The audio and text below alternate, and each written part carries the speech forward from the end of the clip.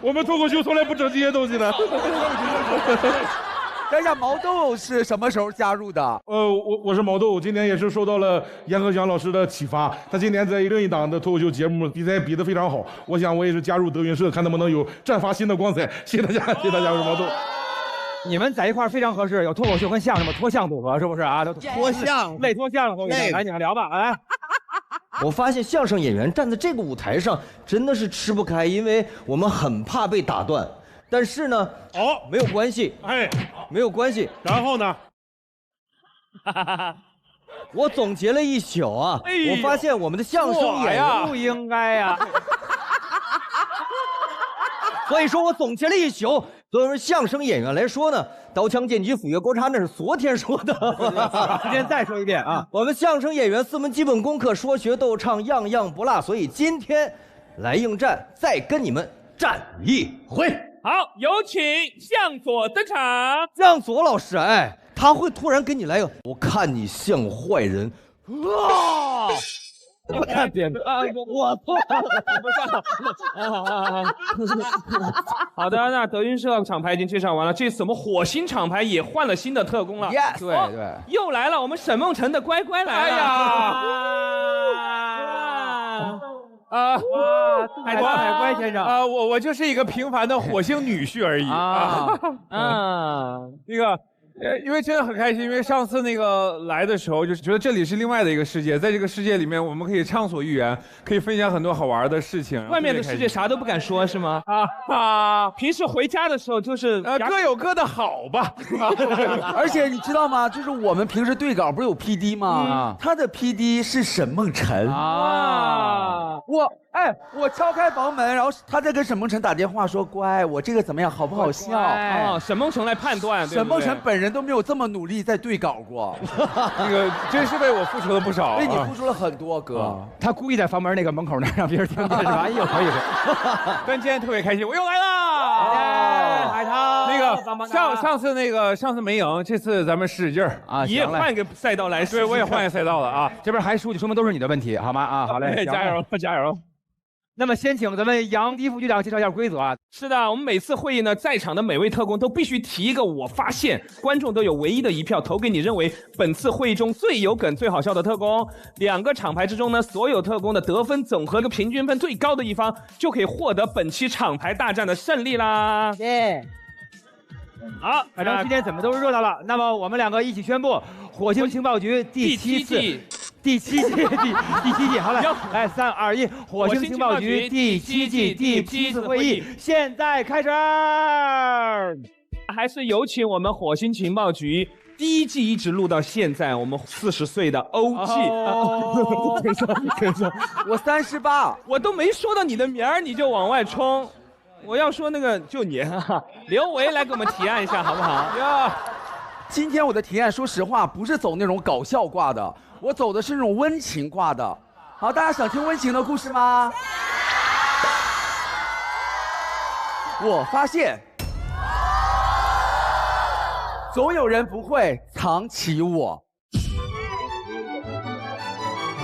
我是一个非常喜欢藏起我自己的人啊，因为我内心其实是一个特别不自信的男孩。自个儿是个收纳，然后自个儿弄自己。我哪儿？我没有，卡住自己，然后。但是像我们这种藏起来的人，有一个不好的毛病，就是我们可以藏，但是别人不能不找。就是我觉得我藏起来那是我的性格，但如果你不找，你们就不是我的朋友，是不是？因为我往年过生日都是火星，很奇怪，8月31号，然后每次都是录火星的第1期，然后今年恰巧火星因为各种原因强调那个8月31号，就想让我们对明年你如果不发祝福的话，这就是藏起来露出的马脚。马脚，藏起来露出的马尾是更棒的，头多长？来，我没有马尾。然后呢，我很难得，因为我平时都是跟他们一起过嘛，然后我终于有机会跟我生活里真正的朋友一起过生日了。哇塞，真会说话！他说真正的朋友。哦，不是，没有，不是那个意思，不是。请问谁不是你的朋友？走吧。哎，不是，我指的，不是，我指的不是这个意思，我指的就是不是工作过程中的生日，不是工作过程中的朋友，明白，是生活里。明白了。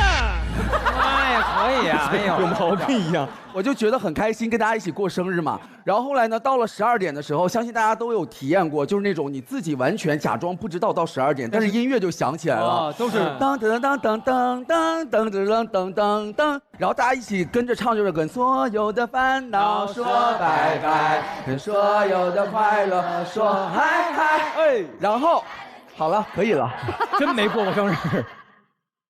然后大家就纷纷的给予我很多的热情，可是啊，这首歌要放完了啊，这首歌要结束要 ending 了，我突然发现了一件事，没蛋糕，对啊，因为我的那个包房门都是一直开着的，所以我一直以为会有一个人笑脸盈盈的，就是蛋糕推进来哈，但是没有，结果拖地的，没有，也没有拖地马上了，下班喽，你们就租了2个小时哦。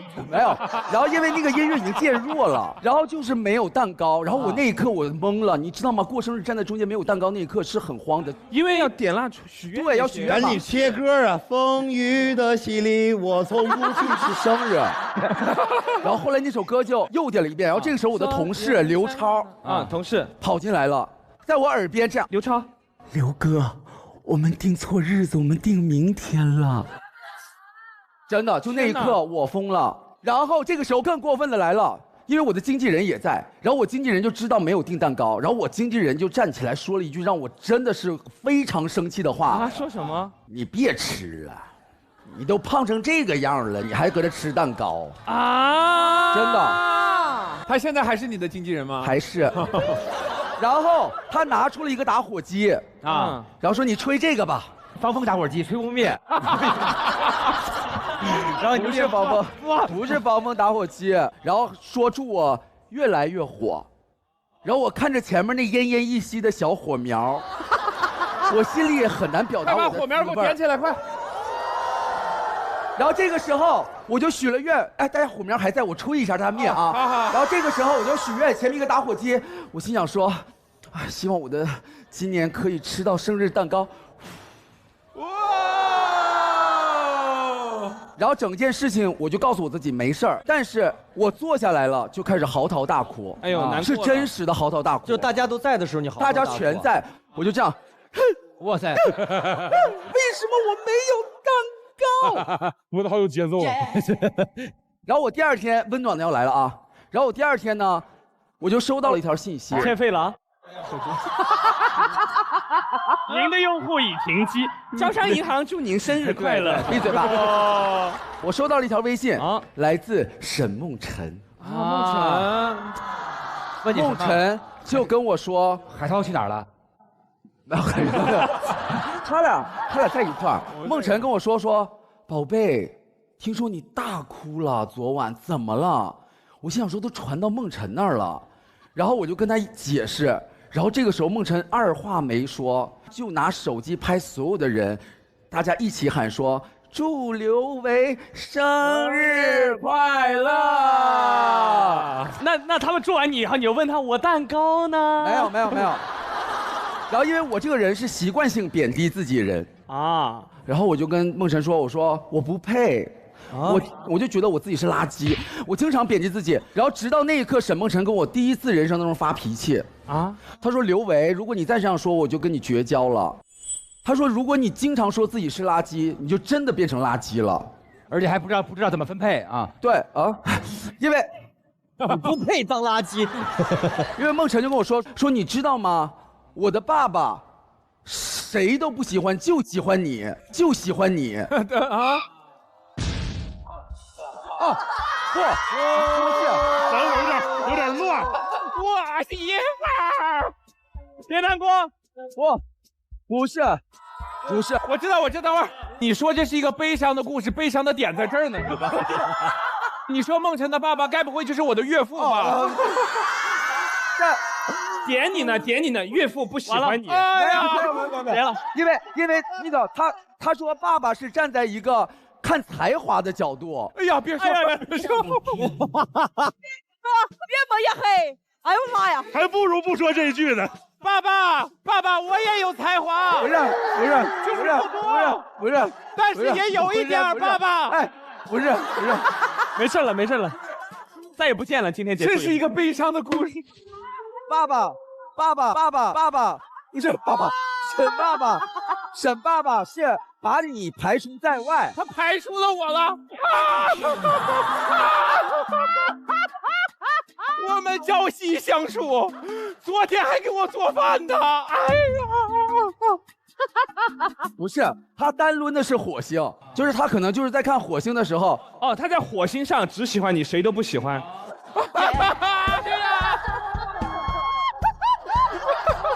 好了，没完了。确实，因为沈梦辰就是用他的父亲来激励我，所以我就觉得这个世界上就算谁都不爱我，但是沈梦辰的爸爸一定爱我。哇！我其实这个故事很简单，也许会发生在大家每个人的身上，但是我想表达的就是，其实我们有的时候不能太妄自菲薄，其实我们每一个人都有身上闪光的点，真的是。对，所以说有的时候我们不需要为了什么而藏起自己，那肯定的。所以我希望每一个人都可以找到那个爱自己的人，同时不要藏起我。好。我想跟刘维说什么？因为刚才有一段刘维在否定自己的时候，其实我是真实的有点不舒服，我也真实的有点难过的，是因为我最开始比赛的时候，就是因为刘维。因为刘维，他跳那些舞蹈，你看见？不是，哎呀，我口水。对，那个时候我就看那个《我行我秀》，然后就是刘维。刘维那时候演。看太阳发出第一的光芒，我已在街头游荡了整个晚上，是在寻找方向，还是消磨时光？哪里才是我的天堂？秀！哇，很厉害。因为那个时候我看刘维，我就觉得就是他行，那我也行。不是，哎，爸爸，叔叔，不是，让我说啊，因为我真实的觉得，我看到了一个闪光的少年在那个舞台上在绽放他的光芒，就对于我们一个观众来说，那个震撼是很大的，因为他本身能量就很大，所以那个时候就说，哦，这个就是一个明星的样子，这就是一个闪光的人的样子，所以你这个比赛结束，然后我也去参加比赛，然后你总决赛不就唱的洗刷刷吗？对，大我唱大老师的洗刷刷。对，谢谢。然后我海选能晋级，我也唱了洗刷刷。你也唱洗刷刷呀？哇！哎，那梦辰的爸爸喜欢这首歌吗？其实我今年生日特别有感触啊，我是4月21号的生日，那顺便露一点马脚。然后那一天呢是这样，就是在那个月一开始，基本上所有的工作结束以后，都会有那个工作团队准备的生日蛋糕过生月。一开始1个2个挺新奇，到后面真的已经实在是不行，然后就好想自己就每天就想躲起来，就最不想吃的就是蛋糕了，真的想藏起来离蛋糕远一点。然后直到4月20日当天那一天，我说在期待说，哎，今天这个蛋糕或者在哪儿？哎，不一样了，没有了。因为工作一直没结束，那条 ID 反复录不过，当时现场就一直说故意为难你。对，但是我一开始我完全不知道，然后他们就说咔说技术，因为我觉得我这边说挺好的呀，没事再继续，没事，然后一直心里我就心想着我，对，就过了一会儿，我听到身后，砰一下，他们后面就有那个放的礼花特别大，就那一次真的是我发现，就是也许你想躲着蛋糕，但是在那一刻，其实你心里还是期待着惊喜。凡尔赛是吧？就是说他过生日有礼花。听完一圈，你却是最可怜。其实我们身边其实像刘维这样的人，因为我跟刘维是同一天生日嘛。对，然后受一点伤啊，就会一直想是不是自个儿这点责任。如果你真的身边有这样的朋友，你要好好的关心他，是不是？让他感觉到更多的温暖，就能成为更好的朋友。刘维，你的蛋糕来了。今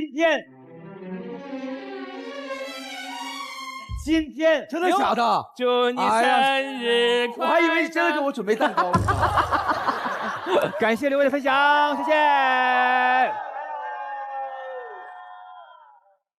下面是我们的烧饼带来的是一段什么样的天哪？我发现，爱他就把他随口说的话放在心上。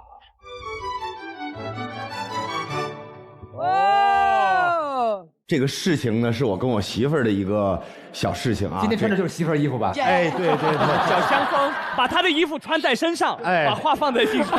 我跟我媳妇儿呢是这个朋友介绍认识的，也是经过了一段时间的这个微信的网恋然后呢就在上海录节目的时候呢，我们两个人就奔现了。对，然后呢。头一次见面呢，我们就约了一个烤肉店。当时我媳妇儿呢就随口说了一句：“哎呀，以后要是到北京啊，真要是跟你在一块儿了，没事干，开一家烤肉店也挺好的，也算有个营生嘛。”哇！然后他就随口这么一说，后来我们俩人就在一起了。那时候经常刷那个短视频，有一个综艺是带一堆孩子的综艺啊，《爸爸去哪儿》。对，带小孩的综艺。那阵儿我媳妇儿就特别喜欢用那个小孩的那个表情包。完了，我媳妇儿就说：“哎，我以后要有孩子，能长成这样，太可爱了。”哎，我媳妇儿是随口一说，结果没过多长时间呢，就查出来怀孕了嘛。烤肉店没开，孩子倒是有了。你觉得他在点你是吗？我那意思就是先有了，开盲盒的事儿呢，留到。出来的时候再说，后来生出来像那个像吗？像吗？要像他就完了，哥哥，就完了。没有，跟我长得特别像。那烧饼上面撒韭菜就绿了。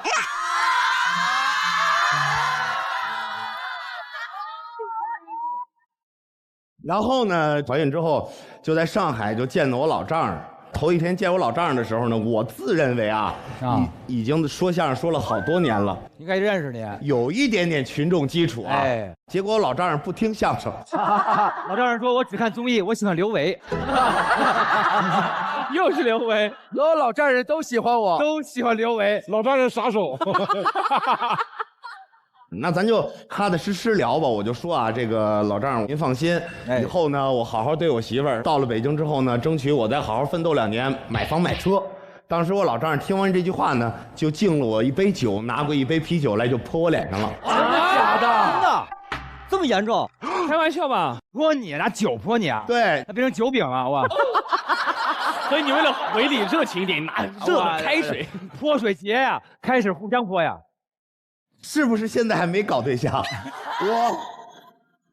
哎，弟弟，我期待你跟你老丈人见面那一天。好，切磋，到时候。当时是因为闹了一个小乌龙，因为呢，我老丈人对我不了解，就问我媳妇儿说：“烧饼这孩子现在是一个什么情况？”然后我媳妇儿怕。我老丈人瞧不起我们，就撒了一个谎，说烧饼现在在北京混得不错，有房有车。我说那个混2年混好了，我买房买车。我老丈人一听，说这不是骗子吗？了，对，他骗我闺女。当时一生气，就敬了我一杯。哦，这么敬的，那以后咱们敬酒省事儿了，你看。互相撒啊！后来呢，这个误会呢就解释开了嘛，就是当时就聊的就很开心。然后呢，陆陆续续收拾东西就要回北京嘛，我们俩也领完证了。当时我就想，还没有跟人家求婚。虽然说我提前准备好了，这钻戒都买好了，但是你说我天天老陪着他，还是得有一点点意外的惊喜嘛。然后呢，我也是定在我们第一次见面的烤肉店。然后呢，就给我们介绍人打了一个电话，我说我陪我媳妇儿在外边忙活，我跑不开。我说你呀受累，帮我买这个999朵玫瑰。然后呢，我就赶上去这个厕所的间隙啊，从前台把这个玫瑰花一大捧抱在手里边，在这个烤肉店跟我媳妇儿求的婚。初见面的地方。对。哎呦，那这戒指当时是拿那个夹肉那夹子这么夹过去的，人家拿一下，哎，太烫，很正式的，从火里拿出来，够真心了吧？真金不怕火炼，戴太疼了哇！神经病啊，神经病！然后就说你能嫁给我吗？但是到现在啊，我媳妇儿都没同意啊，到现在都没回答，没同意。不是，孩子都生了，你说我愿意吗？同意了，但是现在也有一个遗憾。就是你看别人那个女孩被求婚的时候啊，都画得漂漂亮亮的，是吧？就他当时又戴着口罩，也没洗头，这个也没怎么捯饬，就觉得是个遗憾。然后我这人其实呢，不是说很有仪式感的一个人，我都是把事儿做在实事上。然后呢，我就在去年吧，我的一个朋友烤肉店要开连锁，我就投了一点钱，给我媳妇儿呢开了一个烤肉店。这很浪漫，很浪漫。对啊，就给他完成了一个梦想。希望大家有机会在北京的时候去我们开的这个烤肉店，请你们吃烤馒头片儿。耶！那我得敬你一杯了。又说饼哥真的是你对媳妇儿真太好了，对媳妇儿真的是很上心，在家里面听媳妇儿的话，兄弟们都看在眼里。俗话说得好，听媳妇儿的话，暖心又发家。那要是听美素佳儿奶农的话呢，那肯定是能拥有一个好奶源。哎，这个我听过，人家美素佳尔的牛都是自然鲜草放牧的，2255天吃的都是生长28天的15厘米高的黑麦草，因为他们坚持慢工出细活，才能产出天然蕴含活性乳脂因子群、免疫球蛋白、乳铁蛋白的好奶。好，哇，这么用心产好奶，那就把它送给对媳妇儿最上心的饼哥吧。好棒啊！哇哦！他说这个我也有一些，10几年前。我一哥们倍儿愣，因为他特别爱他的那个女朋友，然后第一回见老丈人的时候，因为他特别护着他女朋友，然后他老丈人跟他说：“哎呦，我这闺女以后交给你了，我这闺女有点不懂事儿啊，然后有点任性。”他说：“你不准这么说我女人。”后来还好吗？这个人太愣了，这人哇塞，太爱他了哈！你们会不会一句话记在心间？我觉得有的时候一句话就能对一个人来说很重要哦。就比如说有一次我。那会儿刚毕业不久，然后有一个同学就出国嘛，他要出国，我们就都送他。然后那会儿关系非常非常好，现在也不错啊，不用着重说明，这个越说越假啊。他就跟我说，我回国的第一件事就是要见到你啊，第一件事要见到你，你得当空少哦，那得飞进中国的领空就得看到他，我在你前面。当时是什么情况？当时他真的后来回国了。第一时间就去真的找我了。哦，那天还是个晚上，落地了之后打了一个车，我们家住农村。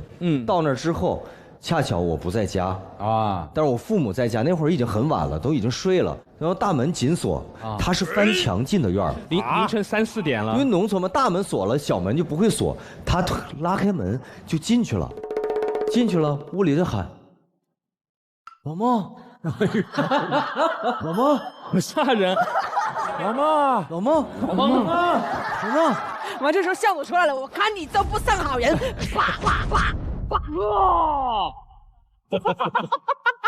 你是什么人呢？终于让我逮到你了。因为我爸我妈就睡了嘛，那种熟睡的状态，哇，他就摸到卧室了，然后进屋，啪，把灯就开了。我爸我妈在炕上这么躺着嘛，因为他们睡觉头冲外那种炕嘛，头冲外，他说老孟，脸就是2个人是这样，2个人躺在那儿，然后睁开眼睛，他这2个人，六目相对，还当你爸，还装你爸，还占便宜，六目相对。老孟，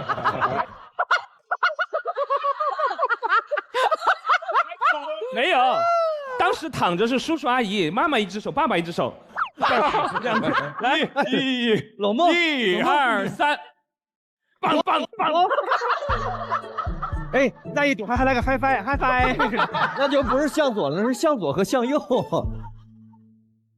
然后就我爸我妈就醒了嘛，然后我也不在家，就是他就睡在我们家睡了一宿，第2天就走了嘛。后来就又出国了，也没见着我，没见着。然后后来，但是他完成了他的承诺，对他完成了他的承诺。回国第一件事就是去你家，但是见不着就走。对，反正我见不见到你，反正我做了这件事儿，我到你家去见你。反正见着老孟啊，老孟见着了。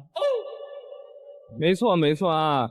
因为生活中有时候随口说的一句话，你的爱人或者你的朋友都会放在心上。就像我们有的时候跟朋友玩，他说我帮你点了西瓜汁，因为你上次说过你喜欢喝西瓜汁，那一刻你都甚至都不记得你在他面前说过这句话，这种惊喜反而让我们会特别特别感动，你就会觉得哇，这个世界上真的有人在乎你。所以就是如果你们身边有那种你随口说的一句话他都能记得的朋友，真的要好好珍惜他。希望大家身边都有这种人，好不好？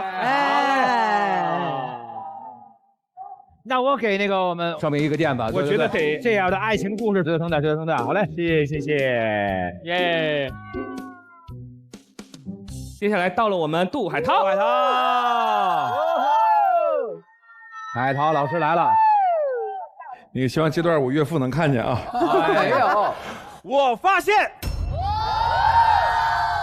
每个人都有属于自己的浪漫内核。你最浪漫了，好浪漫呐！记得我有一次就跟梦辰那个做了一个什么浪漫的事儿呢？我们一起去吃饭。哦，好浪漫啊！哇，好浪漫！去吃饭，好浪漫。然后我拉着他的手，哇，好浪漫，好浪漫，拉媳妇儿的手不容易，不容易。然后我在前面，他跟在我的身后。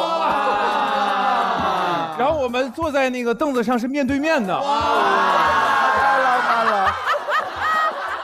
我们那天点的是那个缩边鱼，哇，一起缩那个鱼的边儿，哇，好棒啊！这个一般。你很浪啊，你不只干过好多事儿了吧？你能不能把话说完？你很浪啊！然后那天我干了个什么事儿呢？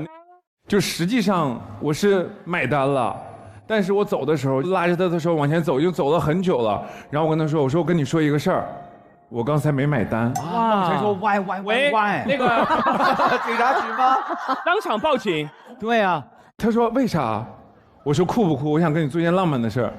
这浪漫吗？这哪儿酷啊？他说乖，你本来在网上口碑就一般，你别干这事。不是，你好像把这个事儿都做错了。人家影视剧里面是这样。我们两个现在数到3、2、2，一起冲出去。哇塞，你得跟人家说清楚，没有那种出去以后我刚没买单，哪里浪漫了？有毛病啊！我发现咱俩差不多，不太会浪漫。我那事儿也干错了。我为什么要告诉他我开了一烤肉店？就应该到那家烤肉店吃完烤肉，店是你的了，走；店是你的了，走。对。然后接下来呢，我要进入正题了。哇塞，还没进啊，挺慢的哈，就是说进正题，浪漫是这个慢哈。我想给大家介绍一个人，谁？我不知道杜数大家认识吗？杜数就是说配眼镜那个度数是吧？要看多少度？我听过杜甫和朴树，不知道杜数。我给大家介绍一下杜数是谁啊？杜数是，他是当代的浪漫主义诗人。哇，他的诗歌呢，充满了对自然、对人生、对理想的热爱和追求。哇，会用这样的方式记录生活里面的浪漫，展现出了超凡脱俗的诗人气质。哇，好想认识啊他。Amazing！ 哇，捧这么高吗？这是谁呀？谁呀？你们公司新人？正式在下，正式在下。哎，都走了吗？那我从这边走了啊，拜拜。咱们一队的啊，又赢了！哎呀，德云社也太好赢了，他刚垫一下都走了。大家别着急走，我现在就步入正题。我期待半天。那你为什么要写这个诗啊？因为那个时候出差就总是见不着，然后见着了之后就又要分开，然后我就说为什么总要分开？因为我们的工作其实就是不断的在分开，不断的在分开，然后我就是想写这个东西。真好，真好。是这样，我想给大家展示一下呀。行，我希望就是我脚尖到这儿的音乐就来，好吧？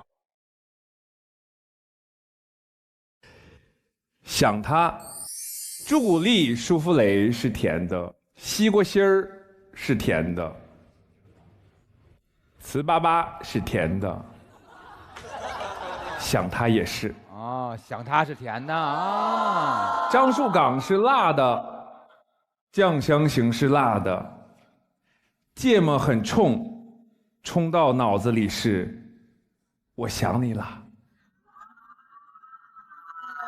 啊，这一段眼睛也是辣的，这一段，结果是土味情话呀。写这首诗的时候应该没在一块儿啊。对，在一块儿就挨打了。来，是这样，我看看下一篇吧，好吧？来，因为毕竟手里还有好多呢。接下来呢，看哪位小朋友想先来展示一下呀？就是说读你的诗嘛，对不对？对。啊，这边不错。我看看这边呢。那既然大家这么踊跃，那我们先让孟鹤堂同学先来给我们读一下。我大大的一个吊凳。来了。谢哲是谁呀？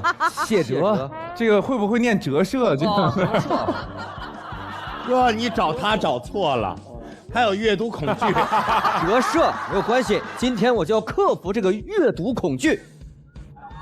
哇，这么长的诗，好长啊，朋友们！哇，大家看那个整个这篇的最后一行啊，我写的这个日期是2021年的12月2号。就是对折，哎，对，因为那一天大家其实都在发，就是东西是对称的，然后我就根据这个感受，我就想写这首诗。折射，是了，啊，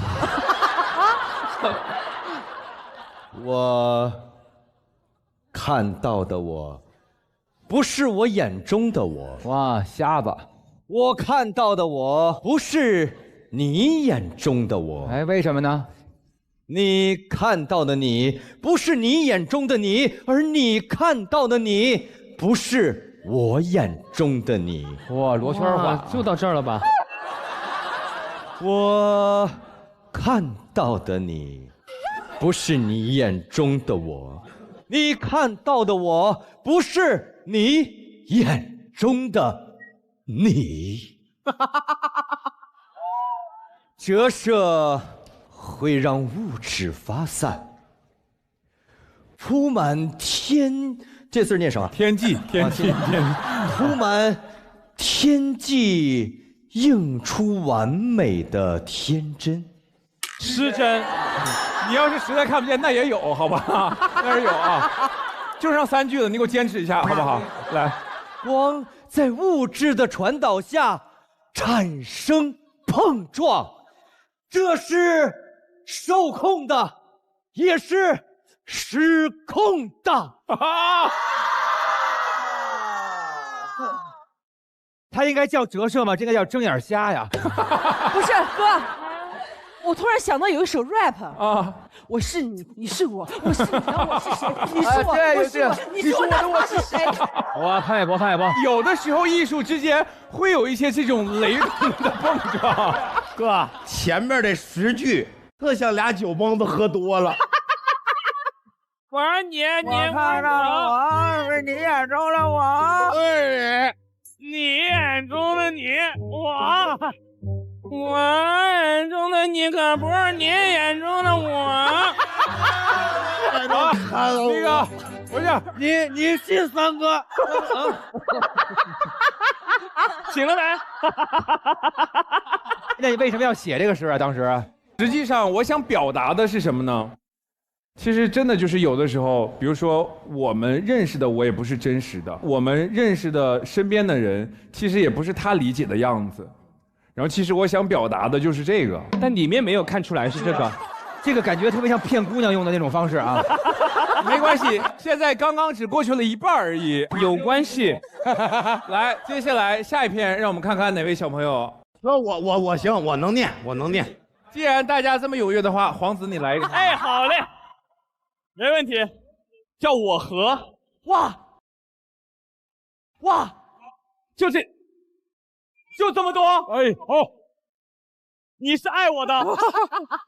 好好读啊。从我懂事以来，这条河就陪着我一起长大。这条小河滋养了田地，也哺育了我。哇，这好，就这么点儿呢？这好。我先说一下这篇为什么写的这么少呢？对呀，写不下去。这篇呢，我其实很想跟大家一起就是共同创作完啊，因为这篇呢是我写给何老师的。这个其实是何老师过生日的时候我想写啊，但是真正想写的时候，你会发现很多情绪涌入了之后，你反而不知道该怎么去下笔了。是。但我觉得今天很开心，既然跟大家有这个缘分，懂了。这个环节叫你行你来。跟大家说一个好消息啊，因为那个明年呢，就是我也会出一本自己的散文集。哇，真的吗？有勇气，有勇气。就这篇，如果大家好好创作的话，我很有可能我会好好的考虑考虑，然后收录进去。收录进去，那么好好跟你谈谈价格。那一人一句嘛，那我先来。这条小河滋养了田地，也抚育了我。这条河还在原地，而我已经改道了。怎么样？就你已经往外面去漂泊了嘛，对不对？啊，对，改道了，他改道了，他改到了东北，改到了广州高铁呀，改到了深圳，每一个角落遍布着小河。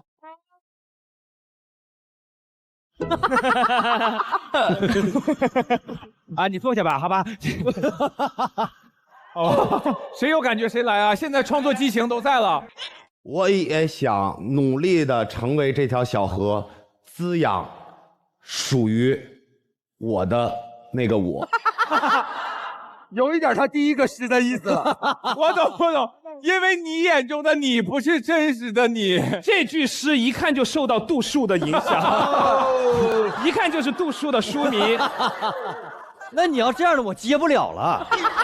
来，我帮你顺一句，你按发挥啊，按传统诗歌。哦，我看错了，那不适合，接。哎呀，对，因为这个时候确实需要是一个这样的情绪节奏。不，我看错了，那不是河，那不是一条小河，那是一条大河。哎，我来接一句，我接啊！不适合，我可以让所有的不适合都变得适合，可以吧？快点，还有谁？快，又来了！适合不适合，为何，人生有几何？还是可以的。哎，这个有一个好处就是你听不懂，但是感觉很有诗意，而且还有一种就是我听不懂，不是你的问题，是我的问题。艺术是什么？只有你不懂，没有我错了。来，收个尾。哎，这位兄弟还想来一句？哎，收尾。是，就像我们杜甫老师的诗一样，我们要特别的美，情感特别的朴素。这一段是诗吗？你在干嘛？你送祝福来了？你算。没到这个收尾呢，我是诗还差一句收尾，你不用点播。大老师咋办？现在需要收个尾了。哦，但是有何老师的点应该是最后这样的，他是什么何？你不说我不说，他会心里永远想着我。是不是何老师这样一个人？他就会默默在你最需要的地方，然后他也不会告诉你。我才知道，哇，海涛湿气很重啊，诗人的感觉湿气很重啊，这个人。我诗态都有点牙印儿。我最后收个尾吧，就是我虽然唱跳都不太行，但是对这个东西还是很有执念，很期待说他如果变成一个音乐作品会是什么样的。真的很幸运，是我也会找一个朋友。我说有没有可能把我写的这些东西凑出一首歌来？那个朋友不会就是你自己吧？是杜甫老师，他有很多分身啊。写诗的是杜甫，做音乐的是杜鹃花啊，不是，是我另外一个就做音乐的啊。然后我就扒几篇，然后给他，然后他真的就是帮我写了一首歌出来。哇！哎，能放吗？在这儿？那既然大家这么有热情哎呦，别，哎呦，今天。这么多歌手在这儿，我这不献丑了？哎呀，别，我们有一个常用的互动啊！不来了！哎呀，不来了！来一个哥，来！哎呀，不来了！这首歌叫《年糕与藕》，来了啊！深情的男人。我总是习惯走路，总是习惯一个人。哇，这么好听的！总是喜欢游荡，一次游荡一座城。我不需要目的，也不想有意义。我不想看手机，此刻不需要有记忆。折射会让物质发散，铺满天际，映出完美的花瓣。光在物质的传导产生多巴胺，这是受控答案，也是失控答案。来到有风的地方，需要花上一段时间修补身上受的伤学着给自己放松，而不是放假，才有时间感受属于自己的当下。还是不习惯自己一个人独处，车外打伞的人像岛屿在漂浮，恍如梦境在凌晨3点到马路，听着雨点的声音让我麻木。这一天等待了很久，历历在目，既紧张又疑惑，还有点发怵。治愈会让人流泪，但不会哭。这游戏我不关机就不会输。我总是习惯走路，总是习惯一个人，我总是喜欢游荡，一次游荡一座城。我不需要目的，也不想有意义，我不想看手机，此刻不需要有记忆。耶！太帅了，好好听啊！好听。因为我这里面所有的词全是我写的。哇！对。来，帮我带给杜树。对，我是杜树的迷。谢谢，厉害，真的很好听，而且就是很有点感动。谢谢。你这个时候你就会发现一件事儿：地球人离不开浪漫，因为它能带来幸福感和满足感。地球宝宝也离不开美素佳儿，因为它有高活营养的好奶源。为了让自家牛牛幸福的产奶给牛牛喂的都是生长28天长到15厘米高的黑麦草，让牛牛草木慢养2255天。美素佳儿的牛牛生活的如此幸福，自然能产出蕴含活性乳脂因子群、免疫球蛋白、乳铁蛋白的好奶。好，来，我们在聊浪漫的事。皇子呢？其实说到浪漫的事情，我觉得其实就学生时代嘛，就是追女生的时候的这种浪漫。你还追过女生？你小心一点。帮在玩火。没有专业僚机帮同学追女生。在小男生的脑海中呢，就认为把自己喜欢的东西分享给自己喜欢的人，这是一件非常浪漫的事情。一直给他送男装、送男鞋。神经病，一直送男鞋也是可以了。没有，我们就是晚上因为住校嘛，下了自习以后，我们食堂阿姨会有加班给我们做点宵夜啊。那会儿呢，其实包子是做的最好吃的，馅儿好吃。对，没错。当时呢，我们就是很喜欢买包子嘛。然后那天那个同学就跟我说，这张卡给你，你把那剩下的包子包了，我们把包子包了。当时进去哇，拿到那张卡的时候太帅了，这辈子都没想过自己去了以后说要把所有包子全买那种感觉。就是排在你后面的同学都投来那种就想杀了你的这种眼神。就是你要给女生送好包子。对，就是因为等一下同时追60个女生嘛，要把包子包下来。没有，就是觉得说都给她吃，然后就是显得就是好像很帅。哇塞，那个女生是毛豆吗？然后买完了以后，哇，当时那个阿姨也是盯的那个眼神。Are you sure？ 哇，然后就刷了，没关系，啪刷完了以后，那卖完了嘛，全部在我这儿。然后拿着这个包子，哇，就走过去然后就给人家放在桌子上，就说是都是送他的，转身就走了。应该没追到吧？确实是他没追到，但是呢，你知道吗？在后面我还了解到一个事情原来在剩下的那几年学校时光，那个女生一直以为我们是傻子，就是我们以为的画面是那种，就是端着包子过去，哇，爆帅。结果在他们的眼里，我们是那种。包子在家。但是我是觉得说，无论是什么时候，把自己喜欢的那一份分享给自己喜欢的人，这种也算是一种浪漫。但确实有的时候也不太合适。现在这个同学追女孩还推包子吗？现在他去开了那个烧烤店。来，我们听点那种浪漫的。莫唐有一个是不是很浪漫的那种举措？不能说是浪漫吧。也是伪浪漫，伪浪漫。上学的时候呢，大家都觉得自己很浪漫，追女生都其实一个统一的办法，就是把哥们儿们都聚到一起，我今天要跟他表白。哎，对，瑶，就是一块儿跟哥们儿说哥们儿，帮我怎样，开始布置任务，然后我就是其中一个，我们就开始给他布置他的方案是什么呢？我们买了很多的礼花，追着女孩放，一把加特林，加特林啊！他的意思是我们去踩点找到一个小区，那个小区呢是一个方形的这么一个楼，然后他那个门是那个拱形的门，就是进去嘛。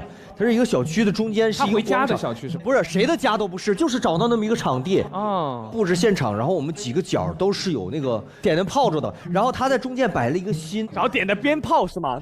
用鞭炮摆了一个爱心，一点燃。来不及跑，那个都，那个真是扎心了。那个男生站在中间，是站在爱心中间，是吧？是这意思。对。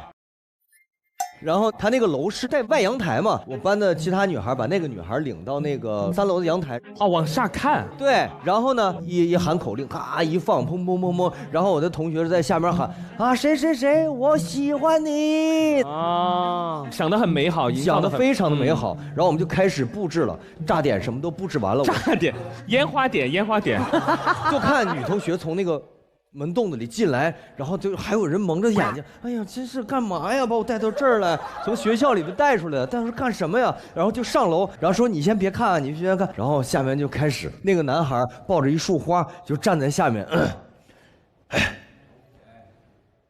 放，我们是开始放，然后蒙着那个女孩的眼睛那个人就打开了，看，腾啪，腾啪，打他脸上了。啊，没有打他脸上。你知道10点多那个老楼，就是老头老太太都已经睡觉了啊。然后那个筒子楼，它是4外圈4个面的都是楼，像个山谷一样。腾，那个声音就像一个巨大的音响，你知道吗？就像爆炸了一样，砰啪，隔壁爆破队来了，以为整个楼道那个声控灯，整个啪一下就全亮了。住家的那个灯就星星点点，啪啪啪啪啪啪啪啪就开始亮了，家家户户都起来了。那个男孩还没喊的那边这，我说你要什么？我看你就不像好人。还有人往下冲，就开始骂得很惨很惨烈的。你当时跑了吗？跑了吗？当然第一时间跑的。而且那个女孩当时在3楼，因为她来不及跑了，只能假装也是住那的，跟着一起骂。然后我们就像老鼠一样四川哗就开始跑了。就跑了之后，跑得很远，还听那边嘡啊嘡，还在响。那个女孩就觉得这一帮人确实神经病，就是一帮傻子。人家没有答应他啊，这确实很难答应。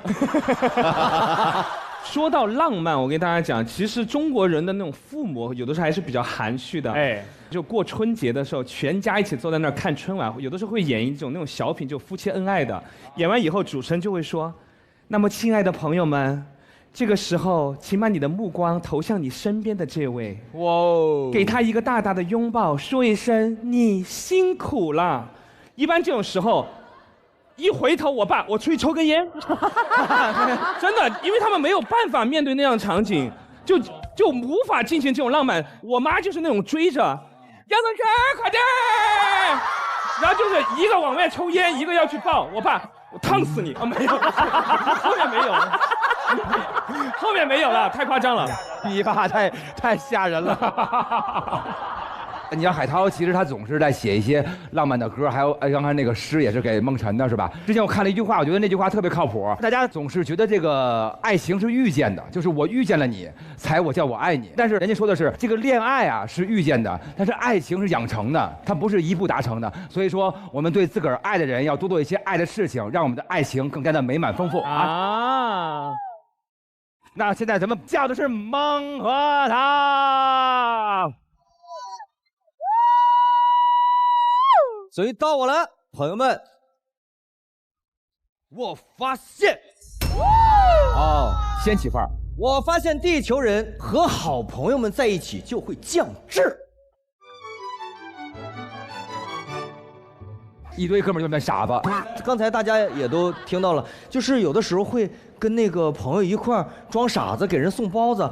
姐姐，你吃了吗？是，也没有你那么傻吧，腿也不好使了。你的包子，你的包子来。我没有装傻子，他是真傻子。那对不起，对不起。就是好朋友在一起的时候，你就发现，你就会解放天性，故意降智，就会故意这样子。哦，故意降智，买单？什么是买单？谁买单？这也太故意了。宝宝，我逃单了。但是有的时候那种降智也是真的降智，不是你装出来的。因为比如说我们一块儿咱们住宿舍的时候，我们有一个景区，在南京演出，有一个景区，那个景区那个石板路，我们低着头走会发现那个石板路上会写很多的字儿，但是你看不清，是被磨掉的。但是你要仔细看，有些字还能追寻到很多信息，就是某某某人的墓碑啊！哇，那吉利嘛，这是真的。然后我们就听到了有人说，就是这个墓碑上写着一个我们相声演员的名字，叫朱鹤松。真的呀？真的就在那个景区那里面。哦，我说那我们就出去找一找，正好吃饭嘛。然后我们那个景区人很多很多的，人挤人，人挨人，就看我们一帮相声演员都在这儿。朱鹤松。哇，你们的肢体哇，1万多人跟着一块儿都是这样，说这个公园流程这个姿势走道啊，这是一个花滑队是吧？哇，这是一个潮流，新的潮流，哇，练起来了，新的潮流，在哪呢？神经病，为什么要开始？为什么呀？要玩，整个开始绕，哇塞，为什么呀？什么呀？鞋带压开了，什么鬼？然后找着就发现，哎。城墙上也有啊，墙上也有，但是很高，大概3米多高吧。但是它那个城墙是那个砖，大概有个5公分左右的空隙，这能攀岩，你能爬上去。哇塞啊！然后我们就开始往上爬啊，很费劲，3米多高，你想爬上去还是很危险的，好疯啊，危险！一个人往上爬，所有人都在下边等着。哎，写的什么呀？写的什么？快告诉我！咔，爬上去，我看到了，写的什么？快说呀！快告诉我，写的什么呀？写的什么？快说呀！禁止攀爬。包袱响了，神经病一样。你都是成年人了，都30多岁了，搞这种低智商的游戏，加上点8+1那种效果，真是翻倍的效果。我们那次也是在那个景区嘛，我们住一个宿舍，这景区真热闹。那天就是来了点8+1，我们几个就是微醺的状态进到了。又来一傻子，我们哪儿能碰见他呀？哥，这一趴不是傻，你看见的对，不是我看见的你。到了那个景区之后，很多那个商店晚上是没有人的，商店前面摆了很多石狮子，你知道吗？哇，商店就是那种状态，一进景区，今天哥给你们看看什么叫绝对力量。找了一个石狮子，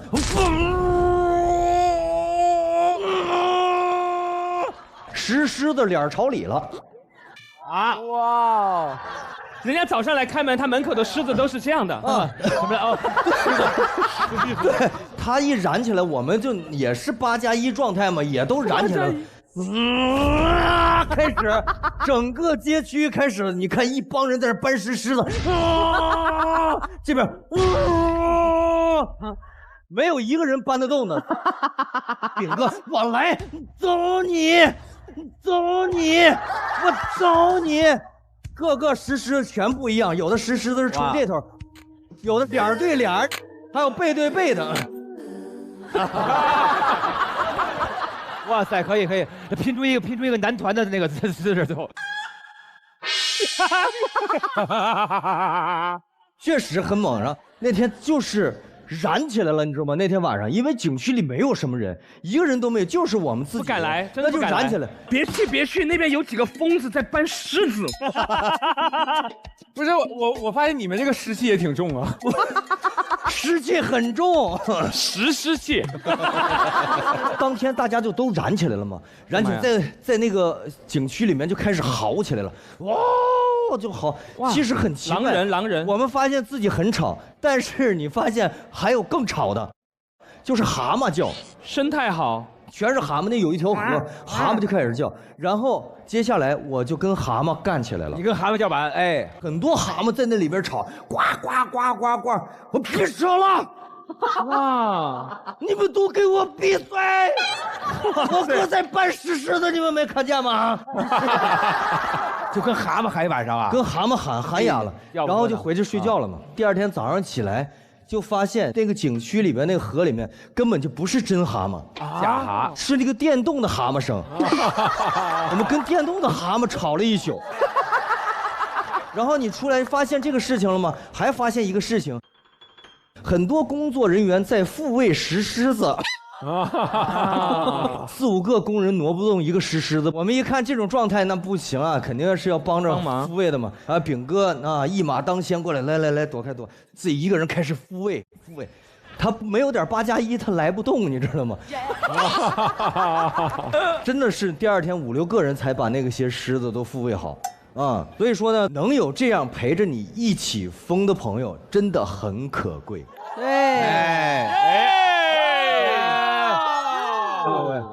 暂时也没必要去跟蛤蟆较劲。所以说，我还是觉得各位相声演员老师们的这个段子非常的精彩，因为我呢一直特别喜欢听老师们的贯口啊，因为非常的佩服。所以说呢，我拉着维维哥一起准备了一段，你们要不要来听一听？哇哦！感受一下。来，您听好。想那舞台灯光耀，喜临门床垫少不了。闭眼片刻入梦乡，好似仙舟水上漂。烦恼疲惫全赶跑，周公立马来相邀。醒来后，哇，那精神抖擞似骄阳，眼睛放光锐气冒，头脑清晰灵感爆，提案状态嗖的就拉高。喜临门床垫，各位赶紧安排上。哇，厉害！但就是那个货不像说相声了啊，货不像哈。你来一块啊，说相声怎么货啊？1、2、3，货！这味儿正。一堆男生在一起的时候，真的是容易僵滞啊，这是肯定的。我们之前录一个节目是跟那个魏晨、鹿晗。还有我们几个人在一块儿录一个节目，叫《我们上学了》那个校园的那个黑娜姐他们，然后我们一块儿住在一个宿舍里，不管您是多红的一个偶像，只要是宿舍在一块儿，就会觉得男生在一块儿要干点什么事儿了，那种降智的感觉。然后因为我们那个屋子里头有一个可以开关灯那个开关，然后屋子里有6个男生吧，没人想通那开关，都不想关灯。对，然后呢，我们的设想是这样，做一根特别长的棍儿。超级长的棍儿，然后只要鹿晗在后边这么着，啪一捅，然后就关了，这样我们就关了。然后后来我们就一天到晚的在那个校园里头去捡棍儿。感觉你这个的时间比这个久多了。但是就是要一起做这件事儿。他只要足够的无聊就要去做它，因为它够好玩啊。对，是的。校园时候经常干一些特别无聊的，像我们那个时候高中的时候上早自习嘛，就跟同学在一块儿，然后我们就故意喜欢在读英文里面搞事情。我们那个班主任他姓范，四川话管他叫 fatter， 饭头儿 fatter， 我们就 ample fanter， 就故意把他的名字说在里面，但是他听不出来。因为他体育老师，他觉得大家在读英文，我们就觉得很爽，很有意思。后来有一次呢，就是范老师那次请假没来。是帅丽红老师，我们的语文老师来当那天晨读。他好了，我讲完了，你们读吧。我们那同学，帅丽红，帅丽在说什么？出来，就很傻。我有一个和我的初中同桌的故事啊，我就上课的时候，我在那个最后一排跟他2个人，因为我们2个人都很高，我也没有瘦到哪里去，只比他瘦一点而已。对，老师前面板书，板书，我本来是坐着的。我说你敢不敢？哦，就趁老师写黑板的瞬间，哦，狼来那个老狼几点了？是不是那个？对，老师在板书，老师在板书，好，老师在板书，直接听在后边了。神经病，都到后面了已经。哇，刚才咱们几个好像那个石狮子呀，那个石狮子摆成那个石狮子。老师其实不知道是谁在发出这种莫名其妙的动静，但知道有动静，对，他就觉得很烦。一回头，我看到你了，看到你了，哇，闹鬼了是吗？我看到你了，出来，我知道你在这儿。对，出来，你看到的我不是我，是我。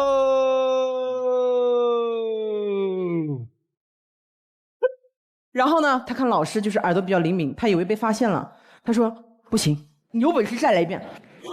我又来了一下啊，又来一下。我要是他同班同学，就把他椅子撤掉。不是，然后这个时候精彩来了，我这辈子都不会忘到这一幕的。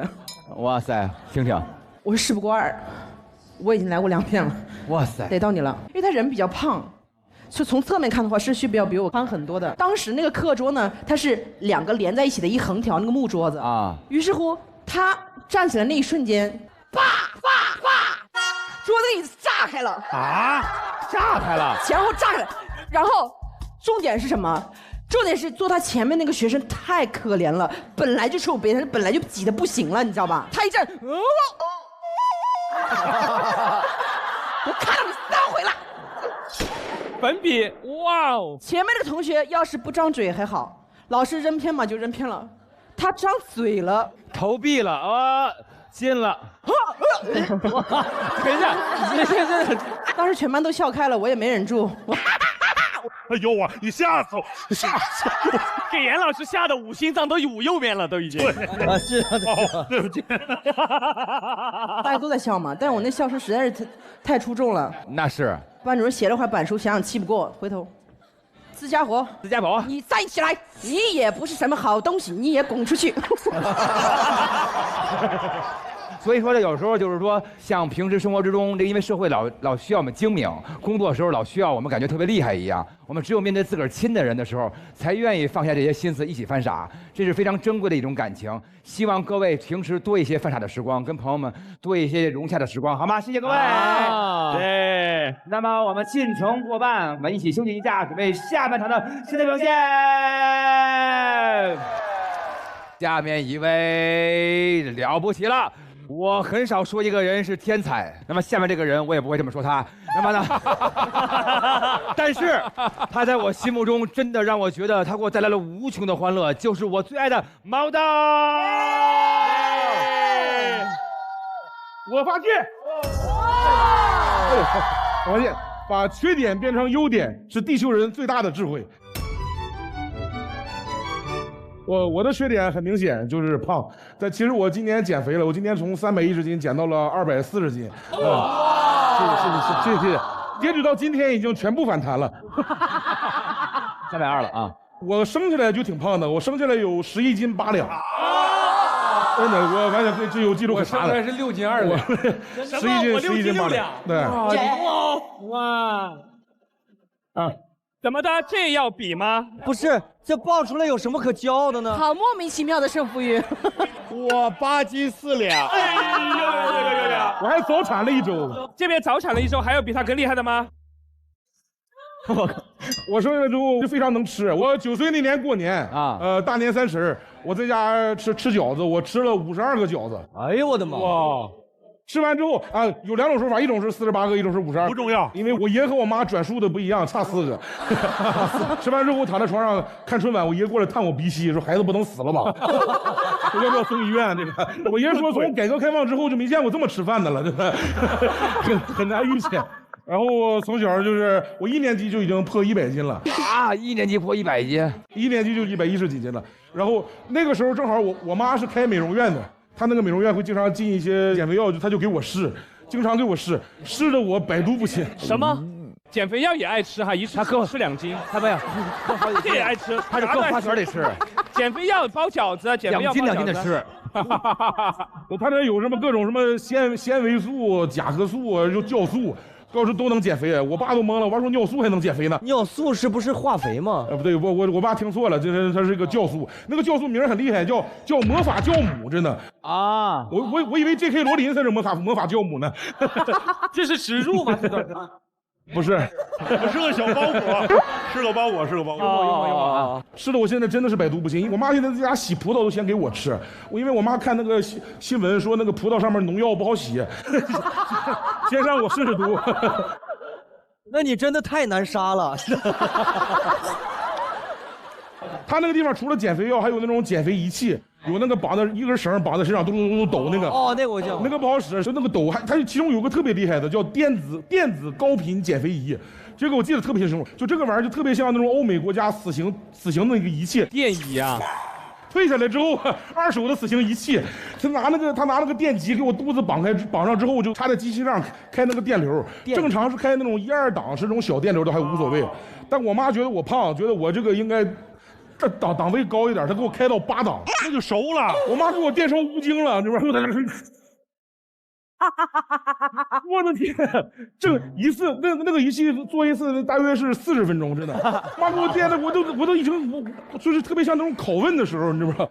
拷问的时候就是感觉我有什么任务让我妈知道了。我说妈，你有什么事要问我？妈妈别电了，我说。真的，你给我挂电，我都挂上熬的吞了，你知道吗？这妈妈别电啦。有一句话说的，就不怕妈偷，就怕妈惦记，真的，我妈老惦记我。哦，这么个惦记呀！开始有捧哏的好，惦记你哈。哎，他除了他自己美容院的这些的活之外，他还外边有些减肥的什么东西，他也经常带我去。他带我去过一个叫那个点穴减肥的。一进去之后，他能告诉我做一整套疗程的话，需要2000多块钱。那个时候就2000多块钱，很贵。然后我妈就不想弄了，然后那大夫出来说，我可以先给你做一下，你要觉得不好使，你就走；你要觉得好使，你就过。但是他这个好使和不好使啊，我上了床我才明白，真的。他正常点穴是这样嘛，我以为是这样的，他拿拳头就是这样，然后就打我。他好使和不好使的标准就是看你疼不疼，就是你经络通了的话就好使。他就在这我。不会疼，好不好使？好不好使？不会疼，好不好使？真的，他在那一直打你，问你好不好使啊？他就打我。那你说好使，他就不打了吗？打到我第4下，我明白了，我说好使，干嘛？妈妈快把钱给叔叔，快，好使，肯定好使。真的，是被打服了是吧？屈打成招。但其实胖也有胖的好处，一个是安全，就是我手这个地方原来切了，被刀切了，哎呦喂！我在厨房干活的时候，刀掉地下了，我掉刀上了，然后就缝了16针。正常人的话，基本上就伤着筋了，会落下残废的。但是大夫说，幸亏你胖啊，这完全一点筋没有，一点事儿没有，真的是。哇，这么大口子！对，这么大。对，胖有胖的好处，他就能没切着肉，油多。然后我还有就是游泳学得快，我学游泳就当天我就学会了，甚至我狗刨我都没刨会，我就能飘在手上了。一直到现在就是我游泳可能游的没有那么快，但是我飘的时间可长了。那你都不用去死海，你在哪个水里都能这样飘？我都能飘起来，我浮力特别大。我现在能游泳，别人问我能游多远，我主要看风多大。风只要任它吹，任它飘哈。风只要足够大，我能从青岛游到舟山。然后也有那个健康食品的厂商联系我，给他拍广告。但是广告弹下来的时候，我已经基本上反弹回来了。所以我去拍这个广告的时候就很诡异。我拿着我保持身材的秘诀就是这个叉产品，就很奇怪，剧组所有人的眼神里就3个字：他瘦了。他之前得500斤啊，他之前。我一点不开玩笑，给我那个台本里面的第一句，他让我骄傲的摸着自己的下颌线，在哪儿呢？我下颌骨我都摸不着了，真的。我这里面就是我只能摸着我下巴，我还有2个下巴，我不知道摸哪个。你这下巴有自个儿的下巴，不知道为什么啊？谢谢大家，谢谢大家，我是毛豆。说到减肥啊，哎，那我可太有的说了。瘦不下去，有没有可能是睡得不好？有研究表明，夜间睡不好更容易发胖。那怎么办呢？怎么办呢？换喜临门床垫呀！深度好睡眠床垫喜临门，睡好了，代谢提高了，掉秤儿都能加倍。好好睡，好好睡。刚刚毛豆聊了半天缺点，你们有没有那种缺点结果变成自己优点的一个事儿？我想了一下，确实我有缺点变优点的这么一个过程。就小的时候上课特别爱接话，你不是那傻子吗？不是那个，想起来了还行。当时完了以后就是上课爱接话，然后老师还经常在讲课的时候，我们比如说给回应什么嘛，我每次我都给的非常的就是有劲儿，但是在他的眼中。你反而当时所有的那些 reaction 就是你是在故意的挑衅老师，就是你给老师捧哏是吗？完了以后，完了老师当时他说完了以后，然后当时他就看他正要准备的时候，他就看我状态啊，然后就说啊个别同学之后我不想再说第2遍，然后我就下面说对没错，不能再让他老师什么，然后个别同学出去。马上，反正我也知道他在说的我，然后完了以后我就出去了，然后出去了以后，然后就在门口站着，结果老师在里面讲的时候，我在门口继续接。对，老师。但是发现长大了以后呢，其实大家一起在聊天的时候嘛，努力不让话掉到地上，大家一起这样聊天很欢乐。这我理解你，这是这样的。哎，有时候确实是那个，就是爱捧别人哏，你是不是？我也是，我其实小时候做很多冒险的事情，希望大家都出入平安。谢谢各位。好的，那咱们就请来咱们今天最后一位提案的朋友们，他就是我们的杨子红黄子红版。好，今天的主题呢，我也聊一聊自己的青春伤痛文学。哇，太痛了，非常伤，非常痛。哇，好吧，所以我发现，啊，有的地球人脆皮，但是命硬啊。我也很难杀。脆皮青年这个词儿大家应该都熟啊，它主要就是用来形容在成长过程中的那些年轻人的一种亚健康的一种状态。但是其实放在我身上，它其实并不是亚健康啊。其实呢，我是想来给大家描述一下我那些匪夷所思的受伤经历。为啥呢？我有一次21年的时候，21年10月19号，我记得这一天非常清晰。咋了？那会儿啊，接不到什么工作，很久没有拍摄了啊。然后秉持着说有活干就行。然后那天我去拍一个写真，在一个公园，摄影师专门从外地飞过来，飞了2-3个小时啊，还没拍2张，他们突然发现有一个点，说，哎，那个楼梯那个地方，哇，好像对错落，很好看，很错落啊。对，我说，哎，我现在就去，因为很久没有拍摄了，很激动，很兴奋。我说那就今天拍10个点都行，8套衣服都无所谓拍。去到以后，哇，我在上面走来走去，然后跳，哎呦，从楼梯上摔下去了，刚拍10分钟啊。然后给大家看一下当时我拍的那套图吧。哇，天哪！我当时我在那儿抱着脚，哇，我又疼哭，然后他们赶紧给我扶到旁边，脚马上就有点肿嘛，马上得去医院。医生先简单给我摸了一下啊，哎呀，他摸呀，他这个感觉韧带断了。所以我当时打了石膏，坐了轮椅啊，这么严重吗？对，当时我就算了一下，还有几个小时太阳没下山，我回去接着拍啊，因为我觉得就太可惜，我家刚拍摄影师那么远过来还想着，对，我就专门又回去拍了，给大家比划一下，当时回去拍了以后，因为右脚断了，然后当时我就是所有当时的照片都是这样单脚站立的这样子拍，然后脚都是那种这种，就第一个是哎，对，就是都是这种哈。然后就后面就拍完了那么一套图，然后就太夸张了，神经病啊！当时反正医生跟我说啊，如果是运动员就可以退役了，但还好我不是，不影响生活，且呢我也是很好的恢复，现在我嘎嘎跑也没有任何问题。我觉得是架不住你坚强啊，主要是真的坚强，绝对坚强，你太难杀了。然后还有一个事儿呢，就前段时间其实维维哥也在啊，对，当时录那个有个节目啊，就是在一块做饭，然后当时那天发烧了。38、39度，就是发烧不行，然后我就没事，我就硬坚持啊。我觉得如果我告诉大家了的话，大家肯定会让我去休息。我觉得我能干，我给任何人都没说。对，正好我有热度嘛，然后是。所以说，其实没有人知道我那会儿发烧。然后当时呢，我记得印象很深，是因为那一次那个发烧，我浑身很疼。那是我关节啊里面这个能理解，特别疼。我知道，都有疼到我叫我太太来，我说我要死了，能不能再给我点安慰？我希望我死你旁边，就是这种感觉。就当时哇，他就玩命的，后来才知道，其实只要退烧这事儿是可以解决。对，非常疼。然后当时已经坚持不住，20岁时候我努力在让自己保持一个很好的一个状态。理解。就是我们当时在做一个那个炖那个梨，我得一直端着那个锅啊。正常情况下，我说实话，哥们儿1个小时随便端。平时那端包子那都，但是那一天哇就不行了，因为烧太高了啊。坚持完这个环节了以后，哎，我啪冲出去，蹲那个角落里开始哭。哎呦，路过工作人员说，哎呀，这小孩咋了，对吧？就是哭，我就是那种，就是哭得很吵，一把鼻一把泪。我说我实在不行了，我说我，就反正就各种。回去以后第2天接到他们电话，给我经纪人打电话说，确实可能老师们有一些环节可能没有照顾到我，但是确实还是想劝说皇子不要太玻璃心。啊？以为你生气了啊？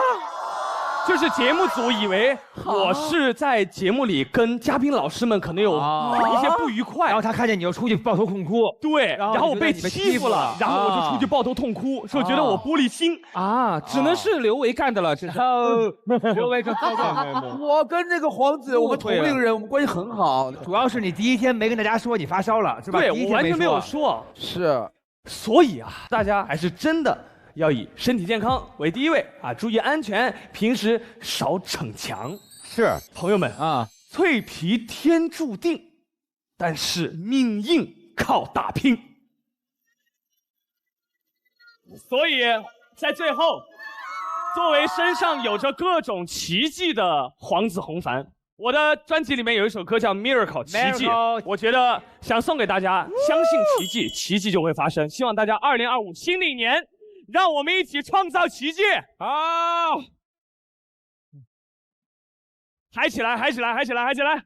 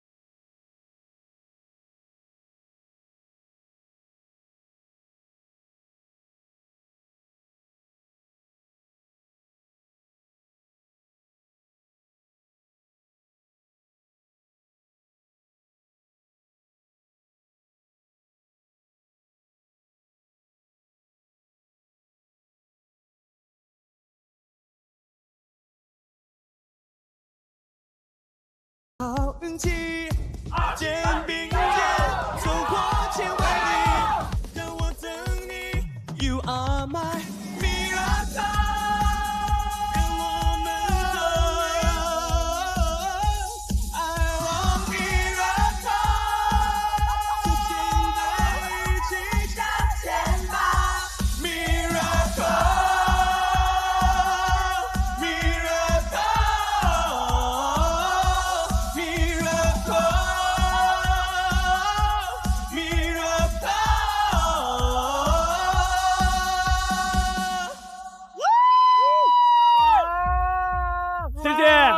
谢谢大家，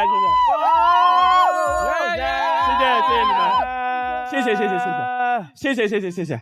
黄子的这首歌太迪士尼了，真的，就是那种梦想和希望的感觉。对，杨迪他妈给杨迪开门，迪到家了。太迪了，太迪啊，太迪，怎么叫太迪？太迪了，那就直接给黄子一个垫子，来，耶！来，厉害！谢谢各位。那么好的，本次会议所有投工提案都已经结束了。杨副局长觉得今天咱们表现都怎么样啊？表现得相当的不错。哎，对。